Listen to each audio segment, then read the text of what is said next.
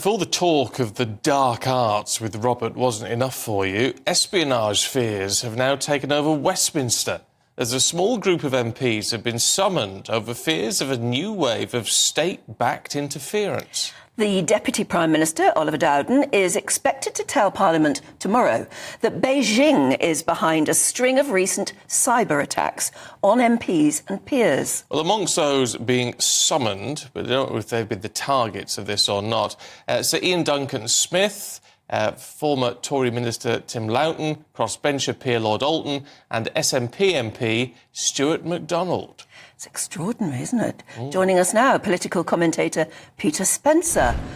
Morning, Peter. I mean, this just gets weirder and weirder, doesn't it? What's going on? Do you know? Do you know?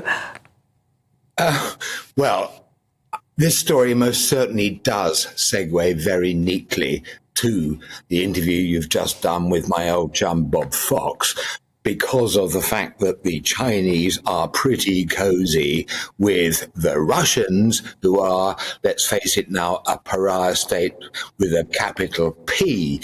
Now, the head of MI5, not last year, I think it was, said, look, the Chinese Communist Party poses a game-changing threat to Britain.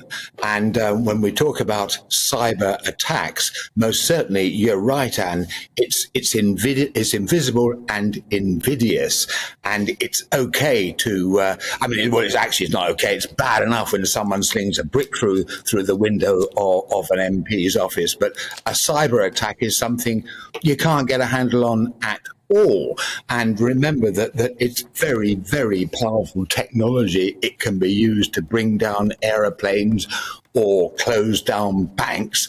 And so the suggestion that we have now is that there is going to be a briefing for MPs tomorrow. And indeed, there's also the suggestion that the Foreign Secretary, Lord Cameron, will hold a meeting, a private meeting with the backbench Tory MPs committee, the 1922 committee. And it's all a bit awkward for him in lots of ways, because when he was Prime Minister, he said, look, we have a golden era of relations with Beijing. Well, I have to say he has to concede very, very fulsomely that golden era is well and truly over. What do we know about these four being summoned to a meeting? Are they likely to have been apparent victims of this, or what? Why these particular four? Well, they're described as China hawks. By that they mean by that is meant that they are people who've been particularly outspoken in warning of the strategic risks posed by the Chinese. And so therefore the suggestion is, and of course this is an exclusive in the Sunday Times, it hasn't been possible as yet to verify this story, but the suggestion is that they have been targeted by the Chinese security services, and therefore they are at risk, and therefore they need to be told PDQ to up their own personal security.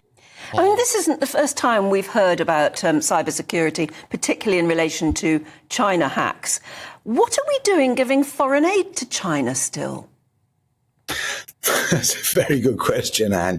Because the Chinese do represent a fifth of the world population, and we do have to cooperate with them in all manner of ways, like, for example, fighting climate change. And therefore, we can't simply say, right, we don't talk to you anymore. You smell, you're stinky, you can't come to my party. You have to have dealings with them. But how far you take this? As I say, I come back to it. David Cameron, as Prime Minister, said, look, we want to cozy up to them, and there's now a recognition we need to keep them. You know, if you're going to sup with the devil, you do it with a very long spoon, but you're still going to sup with it. OK. Peter, thanks very much indeed. I tell you what I find very extraordinary about all of this, swings and roundabouts. I've said before, I'm currently rereading all of the Tom Clancy's. Oh, yes. I love all the Tom. And it's all espionage. Yeah. This could be a Tom Clancy plot.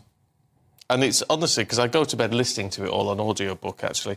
And I'm starting to confuse reality with fiction because it's so similar. Well, you get the feeling that if you wrote the news at the moment as a fiction novel, people wouldn't believe it. They'd say you're taking it too far.